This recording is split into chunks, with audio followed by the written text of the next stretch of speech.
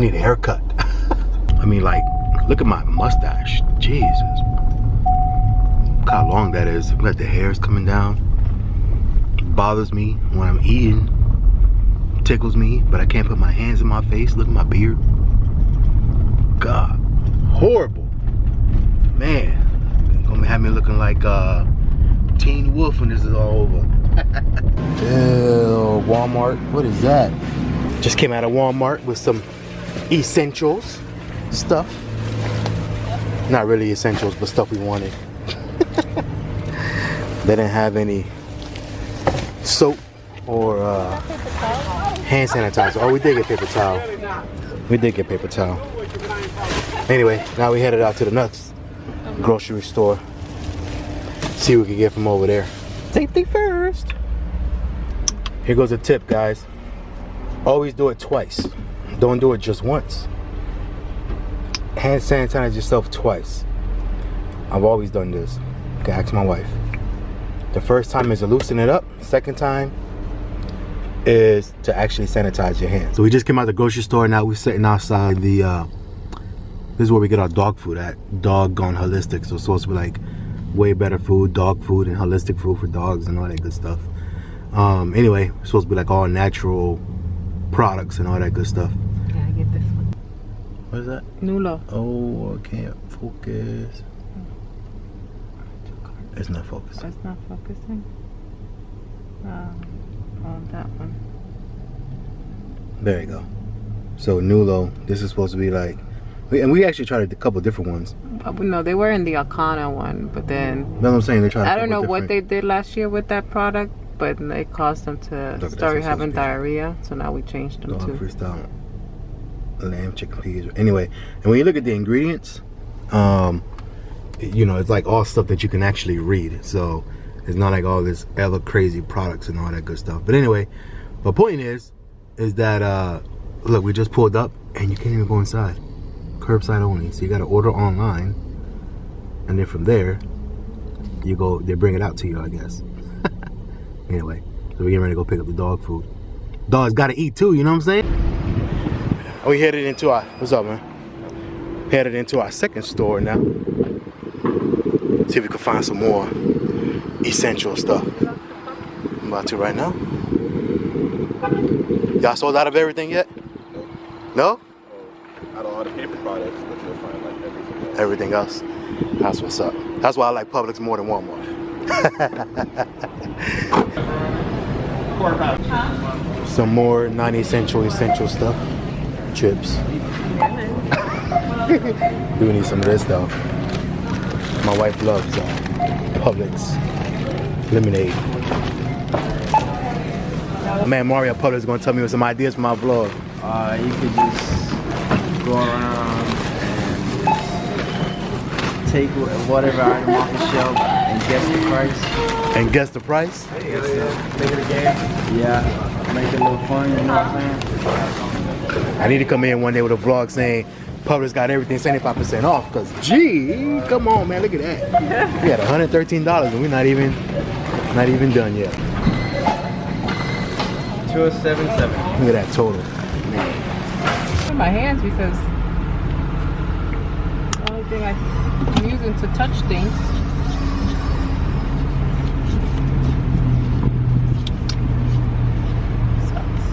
We just spent like almost $400 on groceries. That's what happens when you can't do nothing and your only form of entertainment is grocery shopping.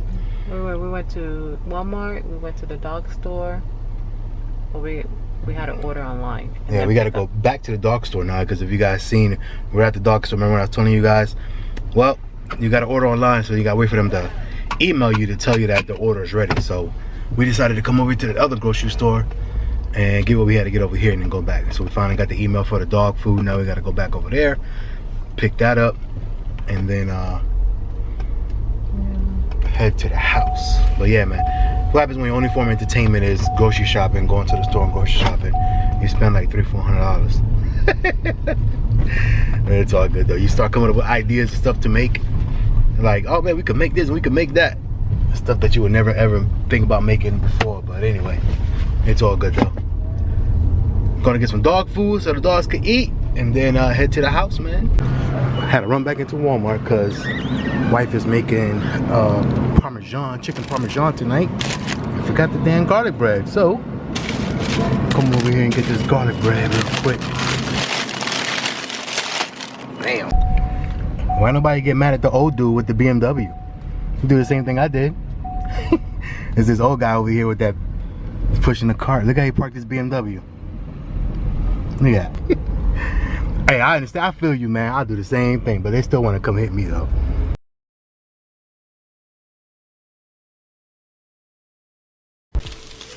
Woo! About to make me some not me, and the family, some empanadas. Actually, I gotta run out to the store real quick. We gotta go to Walmart because you guys see all the, actually these are, I be cheating with the actual, move these out of the way. See, I be burning stuff too. But anyway, we be cheating with the actual flour. We get the disc here, right? Look at that, 10 disc para empanadas, right? The big ones, because the small ones is cool too if you got like a lot to make, but they're a lot, you know, it's just a little bit more annoying to kind of close and everything else, and you gotta put less meat in it. So I always get the big ones. You see all the seasoning I'm about to do here, but there's one secret, not secret, but there's one main seasoning that we don't have, so you gotta go get it. And we'll be back here in a second. Bam! Just like that, we are back with the adobo, man. So this is the main ingredient here. Normally we get Goya adobo, but there was none in Walmart. So, and we didn't feel like going to Publix. So, adobo, man. And we got the rest of the seasonings here. Now, I would tell you something about Hispanics, right? This is not typical. The only thing that we're always going to put in there is going to be adobo. Well, at least me, anyway. Adobo. Always put garlic powder, always put onion powder. We always put sazon. Always put sazon, right? Everything else is like optional. So not every single time we're gonna put this, and this is what every single kind of meat. We literally season everything basically exactly the same.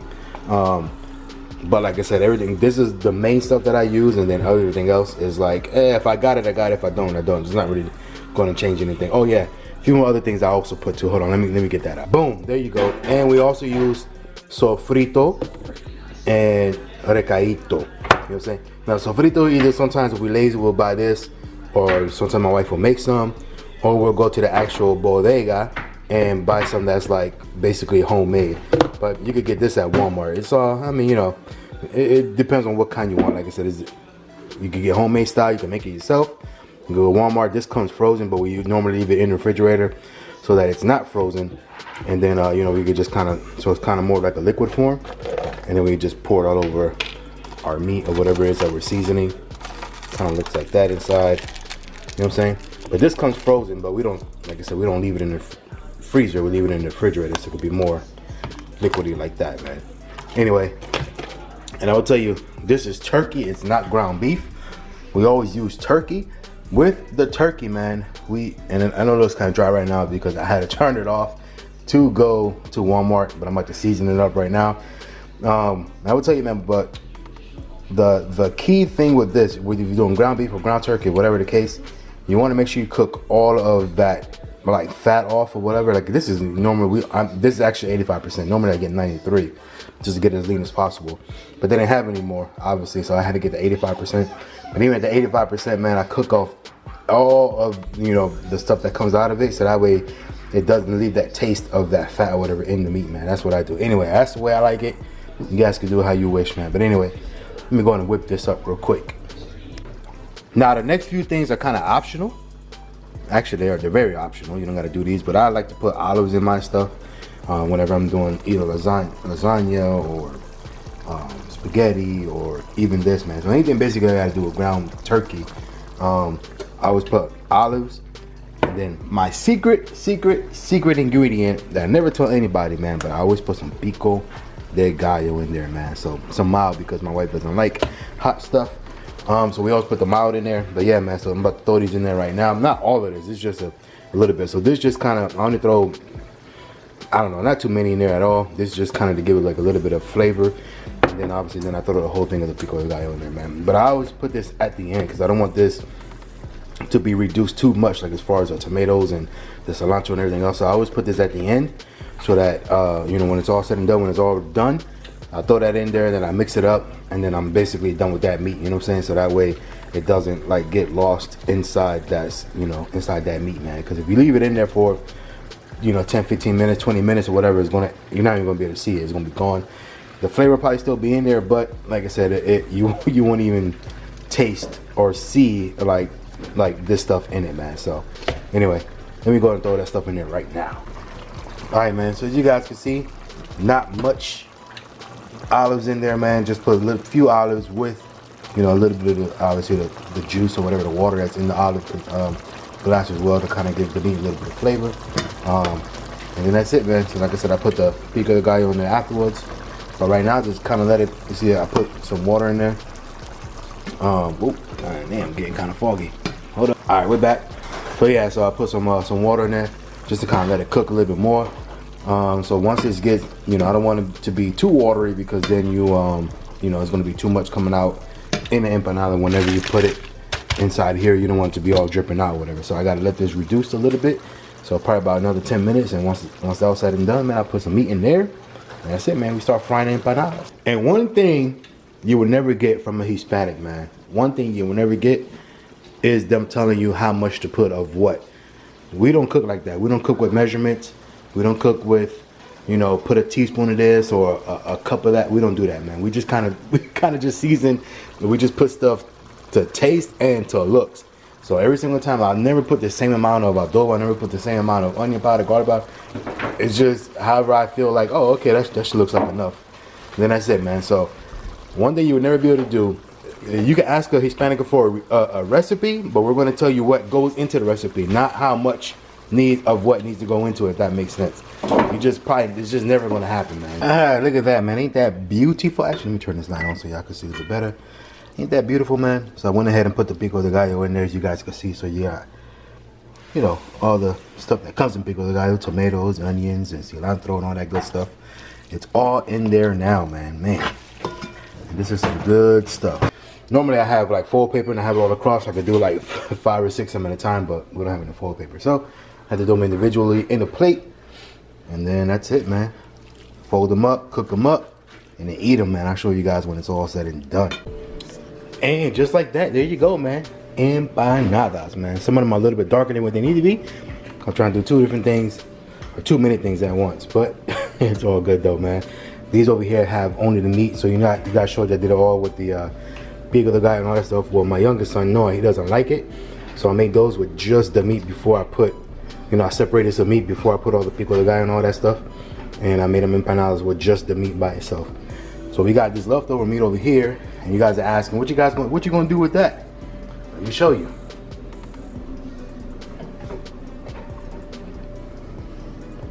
Bam! There you go. So we get this.